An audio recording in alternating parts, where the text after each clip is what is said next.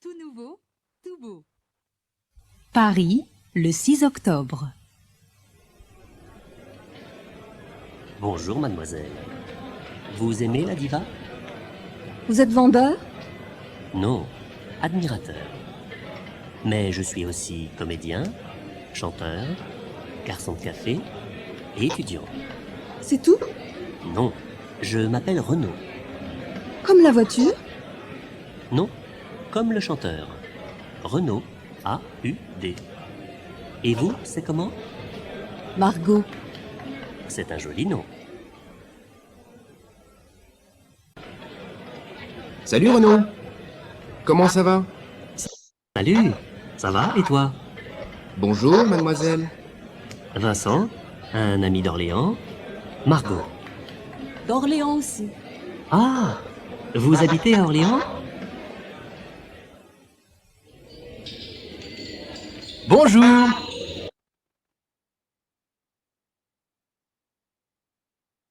C'est Patrick, un ami de Paris.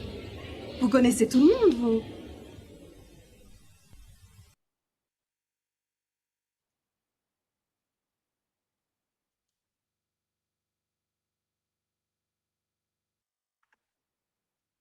Les hommes sont difficiles. Orléans, le 10 novembre, dans l'appartement de Margot. Un café? Oh oui, merci.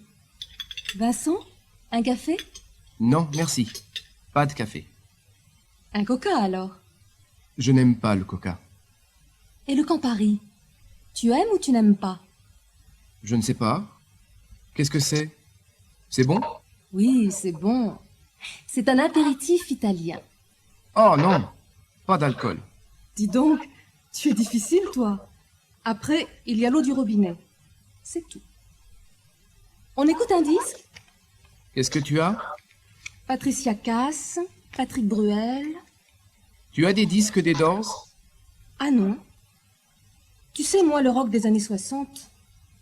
Paris, le 20 novembre, au marché aux puces de Saint-Ouen. Excusez-moi, monsieur. Je cherche la BD Tintin en Amérique. Pardon? Je ne comprends pas. Vous cherchez? La bande dessinée Tintin en Amérique. Mais je voudrais l'édition de 1962. L'édition de 1962? Oh là là! Vous êtes difficile, vous! Regardez, cherchez. Patrick, s'il te plaît. Je voudrais bien voir les vêtements. Orléans, le 25 novembre, à l'entrée d'une salle de spectacle. 2 places, s'il vous plaît. Ça fait 300 francs. Tiens, voilà un billet de 200. Ah non, je paye pour les deux. S'il te plaît, on partage. Bon, partageons. Zut, je n'ai pas d'argent. Pardon? Je n'ai pas d'argent.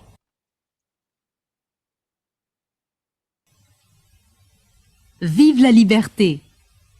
Fin janvier, dans une salle de sport à Orléans. Alors, tu vas en Provence avec Renaud? Certainement pas. J'aime beaucoup la Provence et la marche, mais Renaud n'est pas très sympathique. Et Patrick? Il est gentil, lui. Il est très gentil. Mais tu vois, moi, j'aime aller à la piscine, j'aime faire du ski. Lui, il est intéressé par la bande dessinée. C'est tout. Va en Bourgogne avec Vincent. Il adore la nature.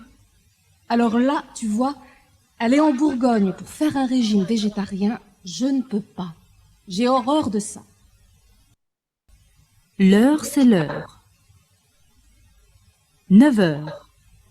À Marseille, dans le bureau de l'ANPE, Agence nationale pour l'emploi. Juste une question, Madame Delvaux. Vous avez travaillé 2 ans à l'Aspen. Et après, qu'est-ce que vous avez fait? Je suis partie pour New York. Pour travailler? J'ai cherché du travail J'ai trouvé un mari. Un riche américain? Hélas, non. Un Marseillais. Mais c'est un homme extraordinaire.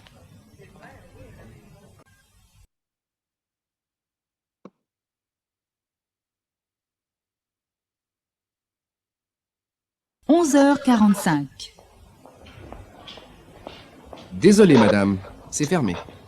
Mais quelle heure est-il? Il n'est pas midi moins le quart. Si, mais le matin, les bureaux sont ouverts de 8h à midi moins le quart. 13h45. Excusez-moi, je suis en retard. Attention, la classe commence à 1h30 Je sais, et elle finit à 4h30. je sais.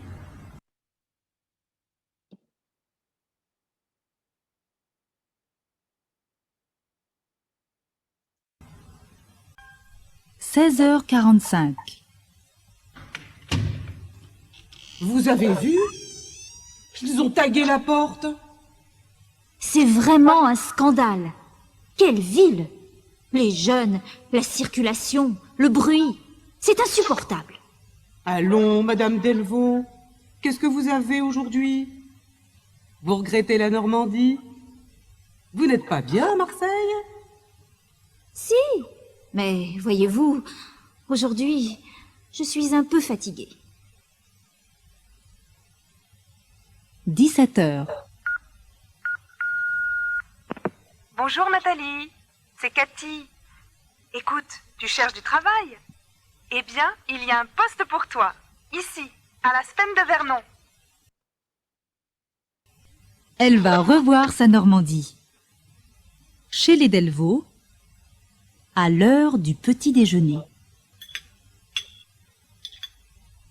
Alors, j'accepte ce poste à Vernon, oui ou non? Mais Nathalie, c'est impossible.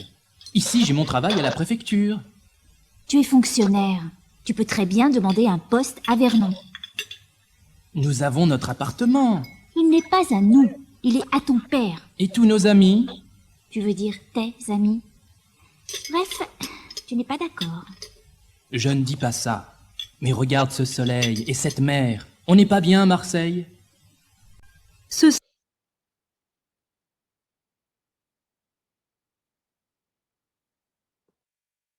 sont les vacances de Pâques. Les Delvaux sont en Normandie, dans la famille de Nathalie. C'est par là. Traverse la Seine. Prends la première route à droite et continue. Où on va? Voir la maison de Monet. C'est un ami de papa? Non, mon chéri. Papa a horreur des peintres impressionnistes. N'écoutez pas votre père. Monet est un grand peintre. Oh, regardez comme c'est joli. À gauche, vous avez la maison de Monet.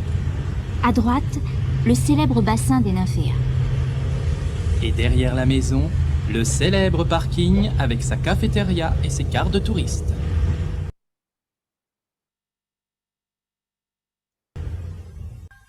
Toute la famille Delvaux est allée passer le dimanche à Étretat. On fait une photo? C'est obligatoire. Il y a la mer et le soleil, comme à Marseille.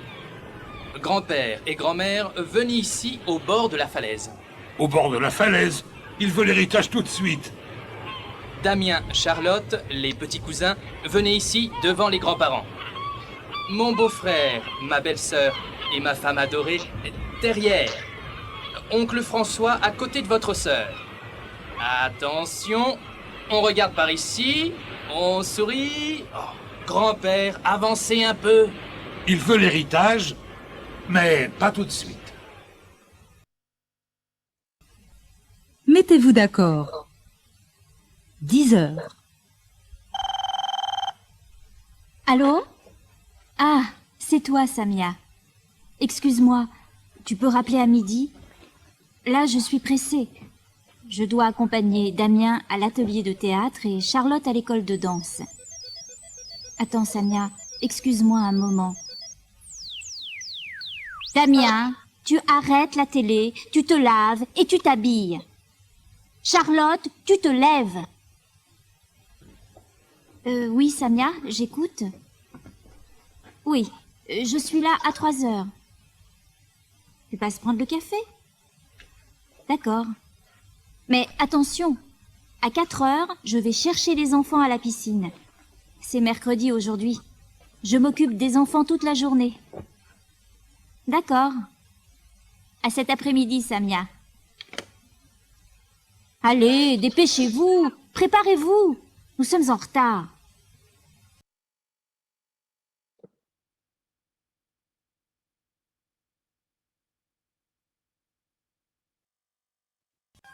« 15h30. Nathalie, j'ai une bonne nouvelle pour toi. Je quitte Aéromaintenance Marseille. Mais pourquoi? Parce que je me marie. C'est formidable, ça. Je suis contente. Et avec qui? Avec le directeur commercial. Ton ami de Paris? Eh oui, mon ami de Paris. Donc, je vais habiter à Paris. Donc, il y a peut-être un poste pour toi à Marseille. Tu es sûre? J'ai dit peut-être. Mais avec ton expérience et tes qualités, tu as toutes tes chances.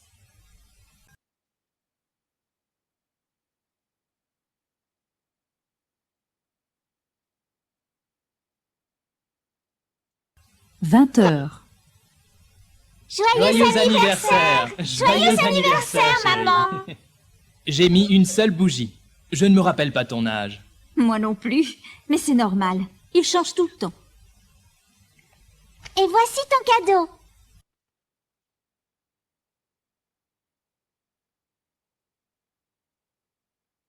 Sensitivity के दर्द को हराएं Sensodyne rapid action के साथ। तो आए हमारे साथ आप भी करें इन सब टीचर्स का शुक्रिया cadburygenerosity.com पे।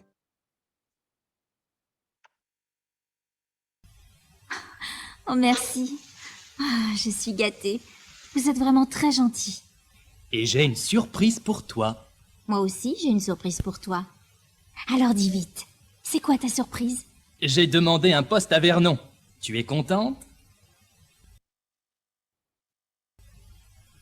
À moi, Auvergne. Pierre et Annie visitent l'Auvergne. Il est 2h de l'après-midi. Ils s'arrêtent devant une petite auberge sur le bord de la route. Il y a quelqu'un? Regarde, il n'y a personne dans ce restaurant. On va ailleurs? Oh non, j'ai faim, moi. Ils doivent bien avoir quelque chose à manger. Il y a quelqu'un? Voilà, voilà. Bonjour, monsieur. Il est un peu tard, mais est-ce qu'on peut déjeuner? Oui. Bien sûr. Mais vous savez, il n'y a pas beaucoup de touristes en ce moment. Je n'ai pas un grand choix. J'ai du poulet, de la potée auvergnate et... Attendez, je demande à ma femme. Marie, il reste encore du rôti de bœuf? Non. Vous avez entendu.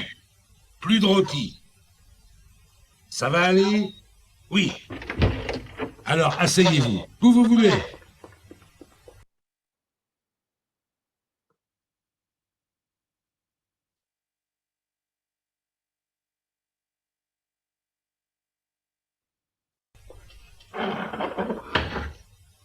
Qu'est-ce que je vous sers comme entrée?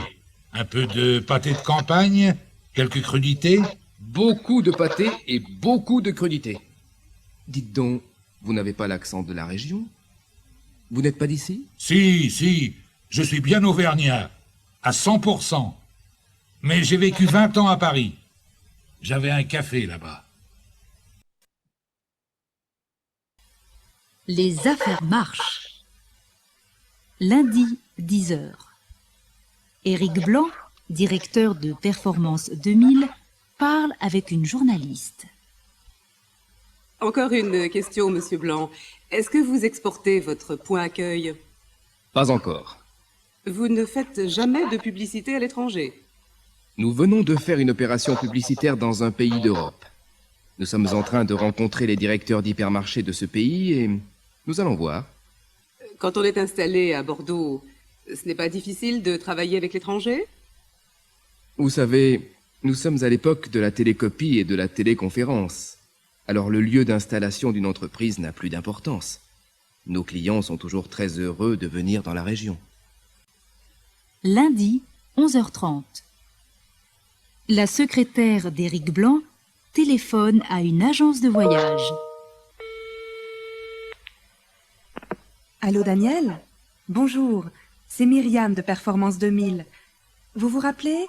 J'ai fait, pour Monsieur Blanc, une réservation sur le vol Bordeaux-Paris de jeudi matin et une autre sur le Paris-Milan de jeudi soir avec retour direct sur Bordeaux le vendredi. Attendez, je regarde. Oui, c'est bien ça. Qu'est-ce qu'il y a? Vous avez un problème? Oui, Monsieur Blanc a besoin de rester à Bordeaux jeudi pour un gros client des assurances. Alors je voulais savoir, est-ce qu'il y a de la place sur le Bordeaux-Milan de 6h35 vendredi matin? Pas de problème, il reste de la place. Bien. Alors je réserve une place sur ce vol. Je confirme le retour le soir.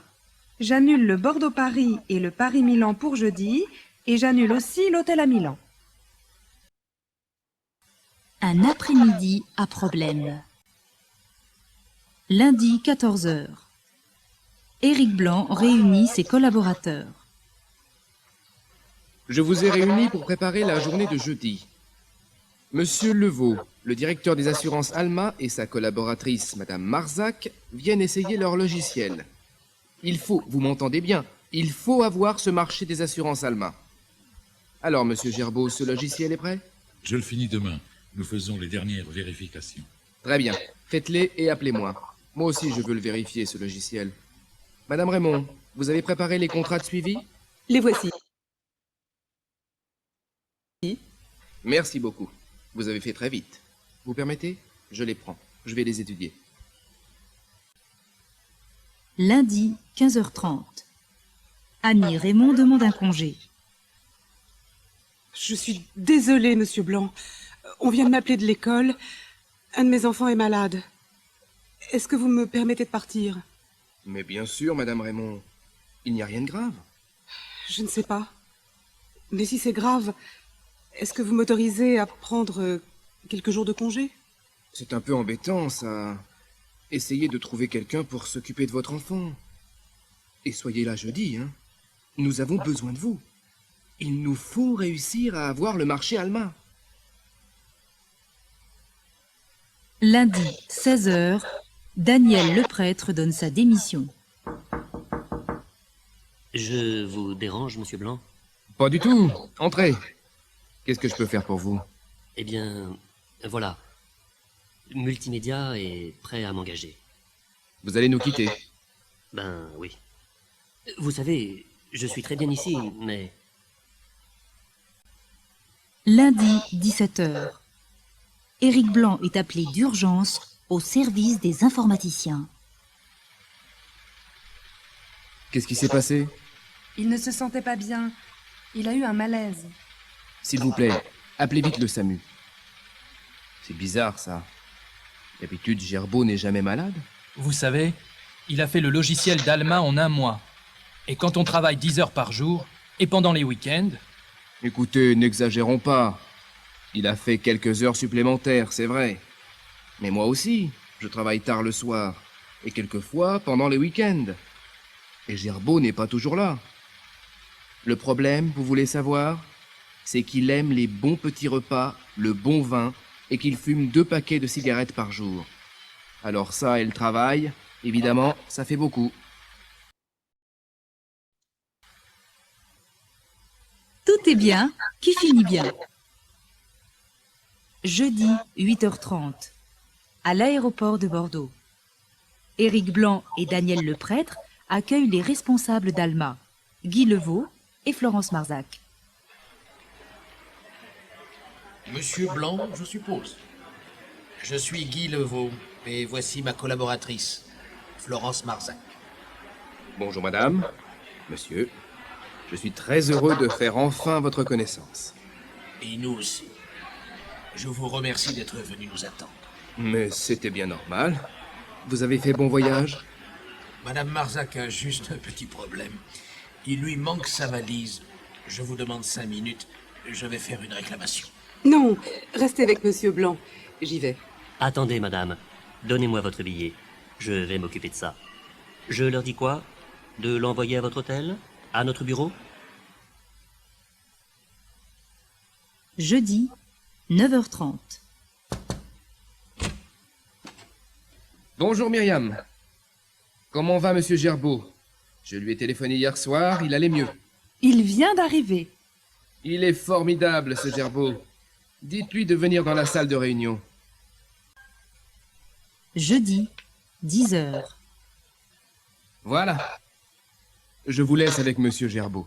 Et n'oubliez pas, ce soir, je vous emmène tous au restaurant. Nous allons goûter les spécialités bordelaises et les vins de la région.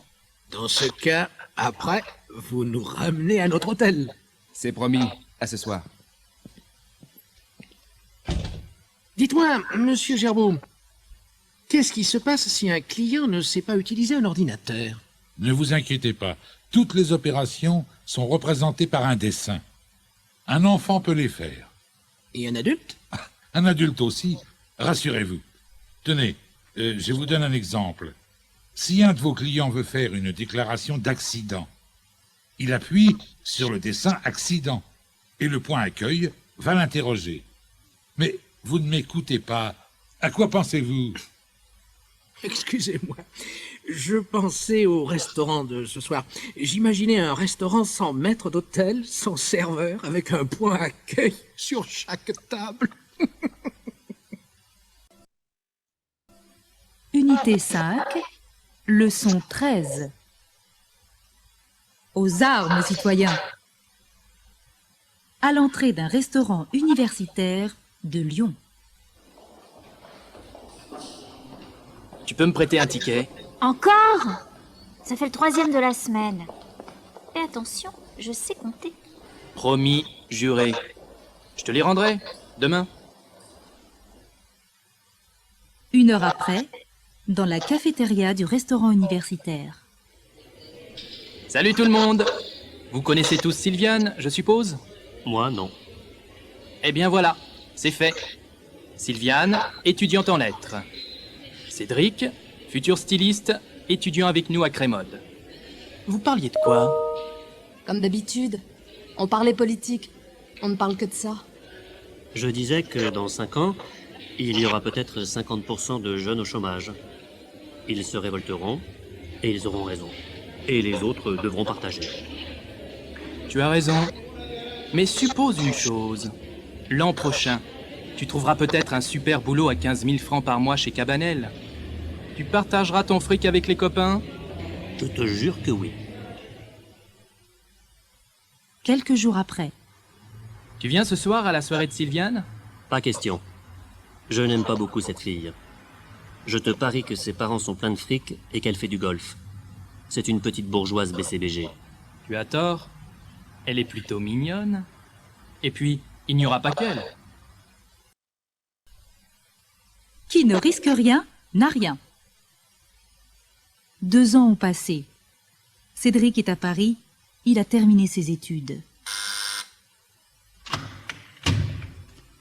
Bonjour. Et tu te rappelles de moi, j'espère? Bien évidemment. Entre. Je me faisais du thé. Tu en veux? Oui, je veux bien. Un sucre? Merci, je n'en prends jamais. Flo m'a donné ton adresse et elle m'a tout dit. Tu es sans travail et tu as décidé de préparer une collection tout seul, comme un grand. Je vois que tu es bien informé. Ce sont les dessins de ta collection? Oui. Comment tu les trouves? Pas mal. Un peu trop originaux à mon goût, mais après tout, c'est ton style. En revanche, cette robe me plaît beaucoup. Tu veux la porter? Je te prends comme mannequin. Tu veux rire? Je ne suis pas assez jolie. Ne sois pas modeste, Sylviane. C'est pas ton genre. Après tout, pourquoi pas? Je vais y réfléchir. À propos, tu as trouvé un endroit sympa pour présenter ta collection? Pas encore. Tu sais, moi, je ne peux pas faire ça dans un grand hôtel. Ou dans un château de la Loire. Peut-être bien que j'en connais un. Et c'est un vieux garage immense dans le 14e. Il est à mon père. Si tu veux, je m'en occupe. J'en parle à papa. Dans un magasin de vêtements. Je peux vous aider? Merci. On regarde. Qu'est-ce que tu penses de cette veste? Trop large. Prends la taille en dessous. J'aime bien me sentir à l'aise, moi. Fais ce que tu veux. C'est toi le styliste après tout. J'hésite. Avec ce pantalon, peut-être. Tu plaisantes? Du rouge avec du vert? Ça ne va pas du tout. Tu vas avoir l'air d'un clown. Alors, vous avez choisi? J'hésite. J'hésite. Non, finalement, je vais réfléchir. La fortune sourit aux audacieux. Sylviane et Cédric sont à Saint-Tropez, dans la villa du père de Sylviane. Tu liras l'article du Figaro Magazine. Ils disent que tu es génial. Ils n'ont pas tort. Fais voir ça. Tiens, il y a une lettre de chez Jean-Paul Laurent. Cédric, écoute bien. Ils te demandent de participer à leur collection d'été. Waouh! C'est la gloire, Sylviane! Il faut fêter ça. Une minute. Je fais apporter du champagne. Il y avait aussi une lettre de tes copains de Lyon. Excuse-moi, je l'ai ouverte sans le faire exprès. Ça ne fait rien. Il n'y a pas de secret. Ils demandent si tu peux participer à une manifestation contre la sélection. Ils me font rire avec leur manifestation. Sylviane et Cédric vont se marier. Ils cherchent un appartement pour l'acheter. Vous permettez, je passe devant. Voilà. À droite, vous avez le salon, la salle à manger et la cuisine. Et à gauche, 2 chambres, la salle de bain et les toilettes. Vous voyez, c'est spacieux, clair. C'est dommage. Il n'y a qu'une salle de bain. Ça ne vous suffit pas? Ah, moi si. Mais vous voyez, dès qu'on est 2... Moi, je le vois aménagé, cet appartement.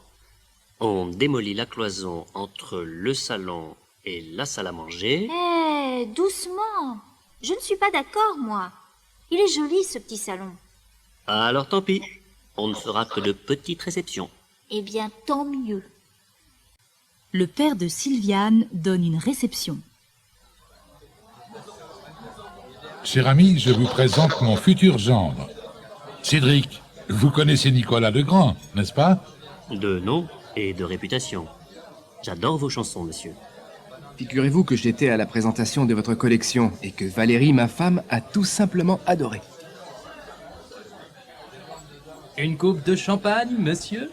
Romain, qu'est-ce que tu fais là dans cette tenue? Eh bien, tu vois, le monde est petit. Je suis serveur chez le traiteur de la maison. Alors, tu as laissé tomber les copains? C'est la vie. Tu vois bien, il ne faut jurer de rien.